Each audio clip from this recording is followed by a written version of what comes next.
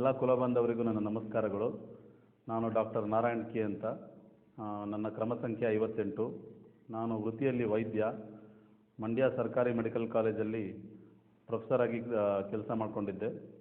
4 ವರ್ಷದ ಕೆಳಗೆ ನಾನು ಸ್ವಯಂ ನಿವೃತ್ತಿಯನ್ನು ತಗೊಂಡು ನನ್ನದೇ ಆದ ಸಂಸ್ಥೆ ಅರಿವು ಫೌಂಡೇಶನ್ ಅಂತ ಕಟ್ಟಿಕೊಂಡು, ಅದರ ಜೊತೆಯಲ್ಲಿ ಇಂಡಿಯನ್ ರೆಡ್ ಕ್ರಾಸು, ಅದರ ಜೊತೆಯಲ್ಲಿ ಲಯನ್ಸ್ ಕ್ಲಬ್ಬು, ಇವೆಲ್ಲ ಭಾಳಷ್ಟು ಸಂಘ ಸಂಸ್ಥೆಗಳ ಮುಖಾಂತರ ನನ್ನದೇ ಆದ ಮಟ್ಟದಲ್ಲಿ ಸಾಮಾಜಿಕವಾಗಿ ಗುರುತಿಸ್ಕೊಂಡು ಬಂದಿದ್ದೀನಿ.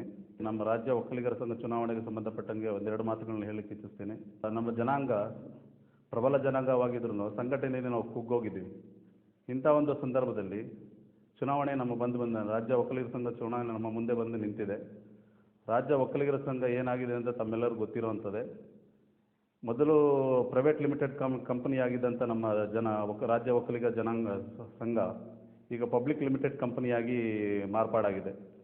ಇದು ಈಗ ಜನಾಂಗದ ಆಸ್ತಿ. ಇಂಥ ಜನಾಂಗದ ಆಸ್ತಿ ಆಗಿದ್ದ ಸಂದರ್ಭದಲ್ಲಿ ಆ ಒಂದು ಸಂಘನ ಎಂಥವ್ರು ನಡೆಸ್ಕೊಂಡು ಹೋಗಬೇಕು, ಯಾವ ರೀತಿ ಆಗಬೇಕು ಅನ್ನೋದ್ರ ಬಗ್ಗೆ ಚಿಂತನೆಯನ್ನು ತಾವೆಲ್ಲ ಮಾಡಬೇಕಾಗಿದೆ. ರಾಜ್ಯ ಒಕ್ಕಲಿಗರ ಸಂಘ ಕವಲುದಾರಿಯಲ್ಲಿ ಬಂದು ನಿಂತಿದೆ. ಇಂಥ ಒಂದು ಸಂದರ್ಭದಲ್ಲಿ ಯಾವ ದಿಕ್ಕಿಗೆ ತೊಗೊಂಡು ಹೋಗಬೇಕು ಅಂತ ತಾವೆಲ್ಲ ದೃಢವಾದ ನಿರ್ಧಾರವನ್ನು ಮಾಡಿ ಎಂಥವರು ಆ ಸಂಘದಲ್ಲಿ ಬರಬೇಕು, ಎಂಥ ವ್ಯಕ್ತಿಗಳು ಆ ಸಂಘ ನಡೆಸ್ಕೊಂಡು ಹೋಗಬೇಕು ಅಂತ ದೃಢವಾದ ನಿರ್ಧಾರವನ್ನು ತಾವು ತಗೊಳ್ಳೋಬೇಕಾಗಿದೆ. ಆ ದಿಕ್ಕಿನಲ್ಲಿ ತಾವೆಲ್ಲ ಯೋಚನೆ ಮಾಡಬೇಕಂತ ನಾನು ಒಂದೆರಡು ಮಾತುಗಳಲ್ಲಿ ಹೇಳ್ತೀನಿ. ಆಮೇಲೆ ಭಾಳ ಮುಖ್ಯವಾಗಿ ನಮ್ಮ ಪ್ರೊಫೆಸರ್ ಮಲ್ಲೆಯವರ ಕೆ ಮಲ್ಲೆಯವರ ತಂಡದ ಬಗ್ಗೆ ಹೇಳಬೇಕಾದ್ರೆ, ಪ್ರೊಫೆಸರ್ ಕೆ ಮಲ್ಲೆಯವರ ತಂಡದಲ್ಲಿ ಇಂಥ ಒಂದು ಯೋಗ್ಯ ಇರುವಂಥ ವ್ಯಕ್ತಿಗಳು ಜಾಸ್ತಿ ಇದ್ದಾರೆ. ಆದ್ದರಿಂದ ಪ್ರೊಫೆಸರ್ ಕೆ ಮಲ್ಲೆಯವರ ತಂಡಕ್ಕೆ ತಾವು ಪೂರ್ಣ ಪ್ರಮಾಣದ ಬಹುಮತವನ್ನು ಕೊಡಬೇಕು ಅಂತ ಕೂಡ ಕೇಳ್ತೀನಿ. ಯಾಕೆ ಕೊಡಬೇಕು ಅಂತ ಹೇಳಿದ್ರೆ, ನಮ್ಮ ಚುನಾವಣೆಗೆ ಸಂಬಂಧಪಟ್ಟಂಗೆ ನಮ್ಮದೇ ಆದ ಒಂದು ಪ್ರಣಾಳಿಕೆಯನ್ನು ನಾವು ತಯಾರು ಮಾಡಿದ್ದೀವಿ. ಆ ಪ್ರಣಾಳಿಕೆಯಲ್ಲಿ ಭಾಳ ಮುಖ್ಯವಾಗಿ ಕೆಲವು ಅಂಶಗಳನ್ನು ತಮ್ಮ ಮುಂದೆ ಇಡ್ತಾ ಇದ್ದೀನಿ. ಭಾಳ ಪ್ರಮುಖವಾಗಿ ನಮ್ಮ ಒಕ್ಕಲಿಗರ ಸಂಘ ಈಗ ಪಬ್ಲಿಕ್ ಲಿಮಿಟೆಡ್ ಕಂಪನಿಯಾಗಿದೆ ಅಂತ ನಾನು ಮೊದಲೇ ಹೇಳಿದ್ದೀನಿ. ಇಂಥ ಒಂದು ಸಂದರ್ಭದಲ್ಲಿ ಅಧಿಕಾರ ವಿಕೇಂದ್ರೀಕರಣ ಆಗಬೇಕಾಗಿರೋ ತುರ್ತು ಪರಿಸ್ಥಿತಿ ನಮ್ಮ ಮುಂದೆ ಬಂದಿದೆ. ಜಿಲ್ಲಾ ಮಟ್ಟದ ಕಮಿಟಿಗಳು ಇರ್ಬೋದು, ತಾಲೂಕು ಮಟ್ಟದ ಕಮಿಟಿಗಳು ಇರ್ಬೋದು, ಅದನ್ನೆಲ್ಲ ನಾವು ಈಗ ಮಾಡುವ ಹಂತದಲ್ಲಿ ನಾವು ಘೋಷಣೆಯನ್ನು ಮಾಡಿದ್ದೇವೆ. ಜಿಲ್ಲಾ ಮಟ್ಟದ ತಾಲೂಕು ಮಟ್ಟದ ಕಮಿಟಿಗಳನ್ನು ನಾವೇನೋ ಮಾಡಿದ್ದೆ ಆದರೆ ಜಿಲ್ಲಾ ಮಟ್ಟದ ತಾಲೂಕು ಮಟ್ಟದಲ್ಲಿ ಸಂಘಟನೆಗಳು ಎದ್ದೇಳ್ತವೆ. ಬರೀ 5 ವರ್ಷಕ್ಕೊಂದ್ಸಲಿ ಮಾತ್ರ ನೆನಪಿಸ್ಕೊಳ್ಳುವ ನಮ್ಮ ಡೈರೆಕ್ಟ್ಗಳು ಇರ್ಬೋದು, ಬೇರೆ ಯಾರೇ ಇರ್ಬೋದು, 5 ವರ್ಷಕ್ಕೊಂದ್ಸಲಿ ಗೆಲ್ತಾರೆ ಮತ್ತು ವಾಪಸ್ ಬಂದು ಇಲ್ಲಿ ಒಕ್ಕಲಿಗರ ಸಂಘದಲ್ಲಿ ಕೂತ್ಕೊಂತಾರೆ. ಇಲ್ಲೂ ಇರಲ್ಲ ಅಲ್ಲೂ ಇರಲ್ಲ ಅನ್ನೋ ಭಾವನೆಗಳು ಎಲ್ಲ ಕಡೆ ಓಡಾಡ್ತಾ ಇದೆ. ಅಂಥ ಒಂದು ಸಂದರ್ಭದಲ್ಲಿ ಜಿಲ್ಲಾ ಮಟ್ಟದ ತಾಲೂಕು ಮಟ್ಟದ ಕಮಿಟಿಗಳಾದರೆ ಅಲ್ಲೇ ಒಂದು ನಮ್ಮ ಸಂಘಟನೆ ಎದ್ದೇಳಿ ನಮ್ಮದು ಅಂತ ಒಂದು ಭಾವನೆಯಲ್ಲಿ ಒಕ್ಕಲಿಗರ ಸಂಘದ ಏಳಿಗೆಗಾಗಿ ಎಲ್ಲರೂ ಕೆಲಸ ಮಾಡ್ತಾರೆ. ಆದ್ದರಿಂದ ಭಾಳ ಪ್ರಮುಖವಾಗಿ ಈ ನಿರ್ಧಾರವನ್ನು ನಾವು ಮಾಡಿದ್ದೇವೆ. ಅದ್ರ ಜೊತೆಯಲ್ಲಿ ನಾವು ನಾಡಪ್ರಭು ಕೆಂಪೇಗೌಡರ ವಿಶ್ವವಿದ್ಯಾಲಯವನ್ನು ಕೂಡ ಸ್ಥಾಪಿಸಬೇಕಾಗಿದೆ.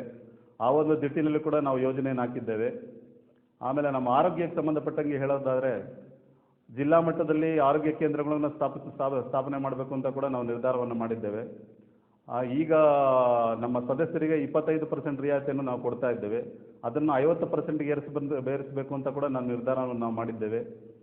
ಆಮೇಲೆ ಸದಸ್ಯರಿಗೆ ಭಾಳ ಪ್ರಮುಖವಾಗಿ ಎಲ್ಲರೂ ಕೇಳೋದ್ರಿಂದ, ನಾವು ಒಬ್ಬ ಸದಸ್ಯ ಆಗಿದ ತಕ್ಷಣ ನನಗೆ ಒಕ್ಕಲಿಗರ ಸಂಘದಿಂದ ನನಗೆ ಏನು ಸಿಕ್ತು ಅಂತ ಭಾಳಷ್ಟು ಜನ ಕೇಳ್ತಾರೆ. ಯಾವುದೇ ನಾವು ಸಂಘ ಸಂಸ್ಥೆಗೆ ಹೋದರೂ ಒಬ್ಬ ಸದಸ್ಯರಿಗೆ ಸಾಮಾನ್ಯವಾಗಿ ಅವನ ಆರೋಗ್ಯವನ್ನು ನೋಡ್ಕೊಳ್ಳೋವಂಥ ಒಂದು ವಿಮಾ ಸೌಲಭ್ಯವನ್ನು ಕೊಡ್ತಾರೆ. ನಮ್ಮ ಸಂಘದಲ್ಲಿ ಕೊಟ್ಟಿಲ್ಲ. ಆ ಒಂದು ನಿರ್ಧಾರವನ್ನು ಕೂಡ ನಾವು ಮಾಡ್ತಾ ಇದ್ದೀವಿ. ನಮ್ಮ ಸಂಘದ ಮುಖಾಂತರ ವಿಮಾ ಸೌಲಭ್ಯವನ್ನು ಕೂಡ ನಾವು ಕೊಡ್ತಾ ಇದ್ದೇವೆ. ಸೊ ಹೀಗೆ ಹಲವಾರು ಯೋಜನೆಗಳನ್ನು ಹಾಕ್ಕೊಂಡು ನಮ್ಮ ಪ್ರಣಾಳಿಕೆಯನ್ನು ಬಿಡುಗಡೆ ಮಾಡಿದ್ದೇವೆ.